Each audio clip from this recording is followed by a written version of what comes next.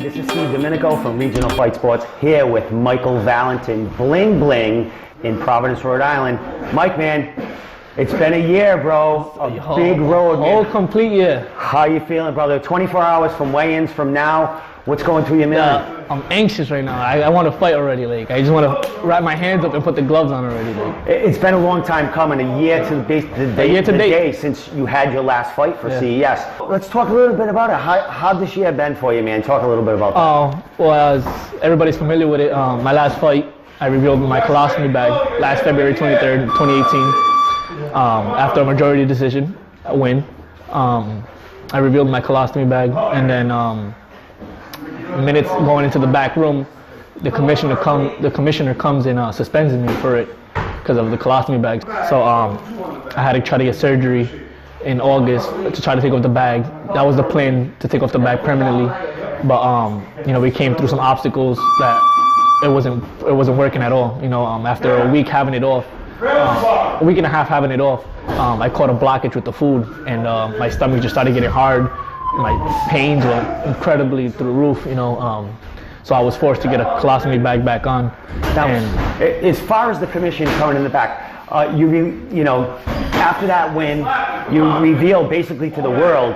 There was rumblings. People knew in the back that, you know, in the back scenes that things. My team and very close people that were to me that I trusted with it. Now, the decision to make it public, was that? Did you think about that a lot leading up to that fight? Yeah, it definitely wasn't like an easy decision because that was my biggest secret. You know, I hid it all my life. You know, only people that I really trusted and were around me 24/7 knew about it. You know, none of the fans really knew, and since we was gonna take it off, that was the plan, to take it off in January. Before the fight, they were talking about taking it off permanently, so that's why I revealed it. And I wanted to reveal it because I wanted people to know what I've been through all my life, and to not be scared. You know, to have any certain, if you have any certain condition, like, don't be scared of it. You know, expose it. Don't be scared. You know, don't hide yourself because of it. You know, and that's what I dealt with. You know, all my life growing up. Like, I hid it from everybody. You know, I didn't like family members seeing it. I didn't like exposing it at all. And you know, as I got bigger in boxing, you know, my confidence level came up and came up and came up. You know, and I wanted to reveal it to the crowd.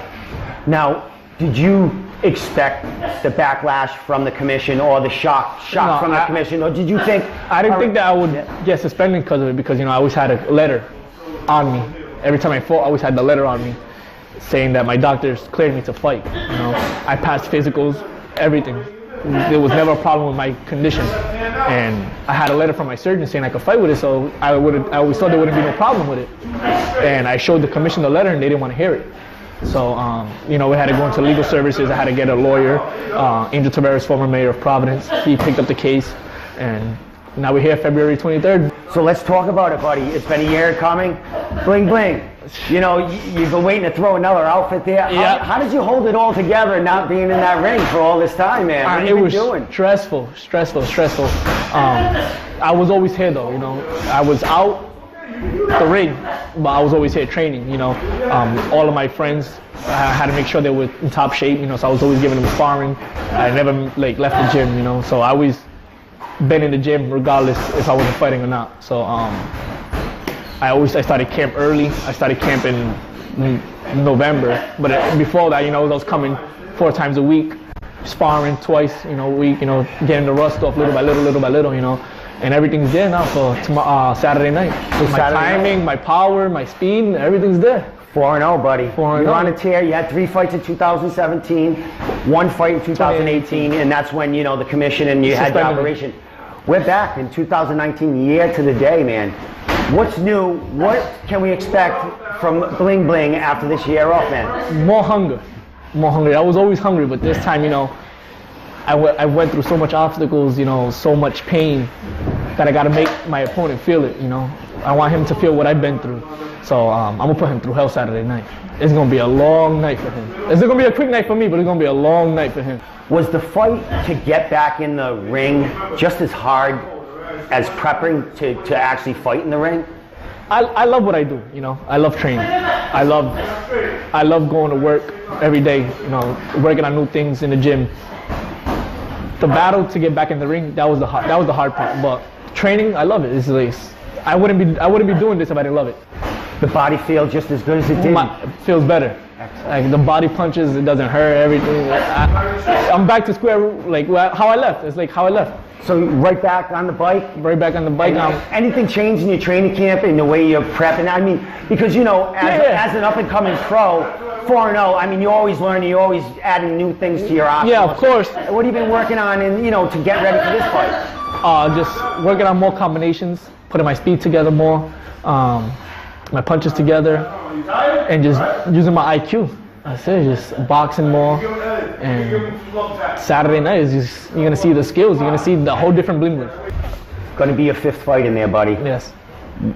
The brain, the experience, is it easier every time you get in there, or is the pressure more on to, keep that train rolling? I mean, I'm used to this.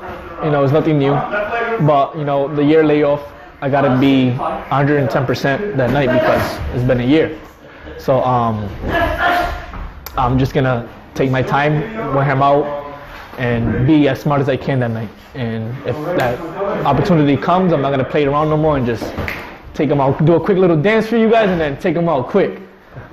What's the biggest thing before I let you go that you're looking forward to getting in that ring?